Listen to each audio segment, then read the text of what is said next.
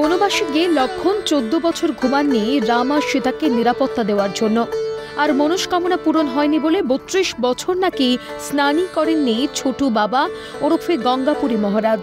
অসমের কামাখ্যা থেকে প্রয়াগরাজে তিনি এসেছেন আত্মার টানে, কিন্তু মনস্কামনা পূরণ হয়নি বলে এবারও সঙ্গমে স্নান করবেন না তিনি। সেই ছোটু বাবাই এবারের প্রয়াগরাজের মহাকুম্ভ মেলার অন্যতম প্রধান আকর্ষণ। প্রতিদিন হাজার হাজার মানুষ আসছেন তাঁর দর্শন পেতে। সবার সঙ্গে হাসি মুখে দেখা করছেন ছোটু বাবা, বিলুচ্ছেন আশীর্বাদও। কিন্তু কেন তার নাম ছোটু বাবা? আর এত দূর থেকে মহাকুম্ভে এসেও কেন স্নান করবেন না তিনি? বস্তুত যখন সবাই মহাকুম্ভে ত্রিবেণী সঙ্গমে ডুব দিতে আসেন সমস্ত পাপ ধুয়ে মুছে ফেলতে, আসলে তার নাম ছোটু বাবা নয়। অসমের কামাখ্যা 57 বছরের বাসিন্দা গঙ্গাপুরী মহারাজের উচ্চতা মেরে কেটে 3 ফুট 8 ইঞ্চি।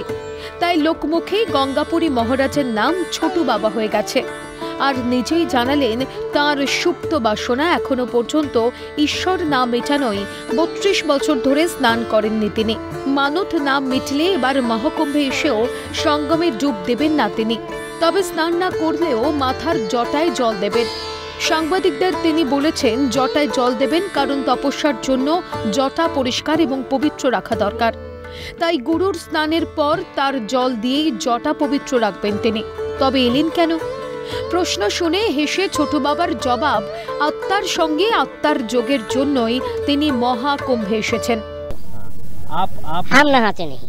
अच्छा, कब से नहीं नहाया महाराज? 32 साल। 32 साल। हाँ।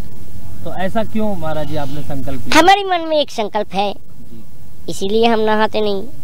जब हम नहाएंगे क्षिप्रा में नहाएंगे और कामाख्या चले जाएंगे। এত কোটি কোটি মানুষ আসছেন, তাদের আত্মার সঙ্গে আমার আত্মার যোগ হচ্ছে, এটা কি কম কথা?